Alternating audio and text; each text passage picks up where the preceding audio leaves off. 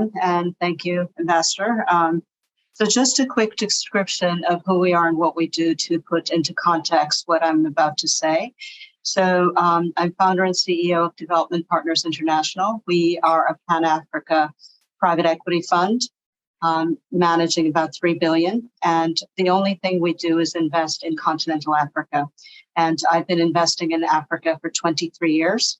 And this company, DPI, for 15 years. So one thing I should start with is that the development of a very private sector industry, private equity, is very unique in Africa. And it's built in a way that one can do partnerships very well. And that's because our whole industry was started by the development institutions. So I see EIB, BII, you guys are investors, as are 14 other DFIs in our fund. And why did they do this? They did this because from day one, the idea was to invest in good companies, make them sustainable, but do it with also excellent ESG and impact. So our fund does ESG, and we do 3 buckets of impact, which touch about, well, we focus on 10 of the UN SDGs, including 5 gender. And we really, we focus on 10 and we touch all 17. So the 3 buckets are, number 1, gender. And in gender, like with the other 2 buckets, we always strive for outside measurement. So we can be held to task, we can be compared. And here we're working with the DFIs on the 2X challenge. So everything we do is off the 2X challenge criteria. What does that mean? It means putting women in leadership roles, more women in companies, and looking also at products that are aimed towards women. We also do climate change and job creation. In job creation, we also focus on bringing women in and making sure there's safety, non-discrimination policies, all sorts of things like that. So it's a very holistic approach. We are 100% private sector, seeking highest returns.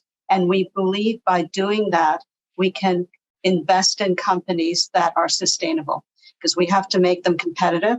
So long after we invest, we work with them, we sell them, that DNA of the work they do is there, and they become bigger and bigger and have more and more impact. Yeah. So how do we touch women's health? First of all, we do it intentionally through our 2X challenge work. And what have we done? We've invested about 500 million, and it's soon going to be 700 million across Africa. Our biggest area is pharmaceuticals. 80% of pharmaceuticals in Africa are imported. And that means they can be quite expensive. And pharmaceuticals, whether they're formulations or medicines or therapeutics, often don't go throughout the whole continent. So we have done one company that exports both to Africa and to Europe and has a lot of products that are relevant to women. But then we took on a Pan-African pharma company. It's the first one that's being built. And it's with the partnership of various development institutions. And the 2 who are here, VII and EIB,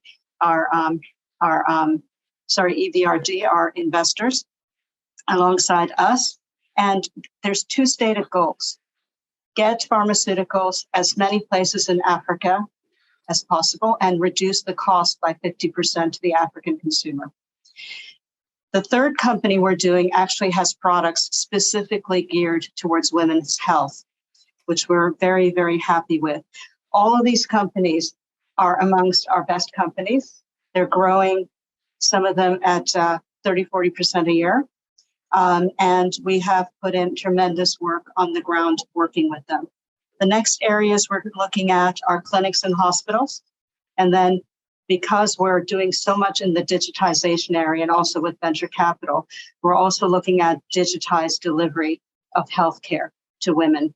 So the partnerships are everywhere. We need the help of governments it's an old word, but it's as relevant today and maybe even more so after all the shocks this year, to create an enabling environment.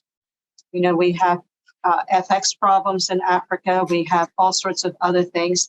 And we need the help to partner to have an environment where our companies can grow and work in a proper way and deliver their goods and services. we need the collaboration of lots of different parties. I, for instance, sit on the board of CARE, and there we are working with venture capital companies coming out of the humanitarian and development area that come into the private sector. And there's a way of collaborating with us and others on that. And of course, we already partner tremendously with the development institutions all around the world. So I'll stop there and thank you for including me.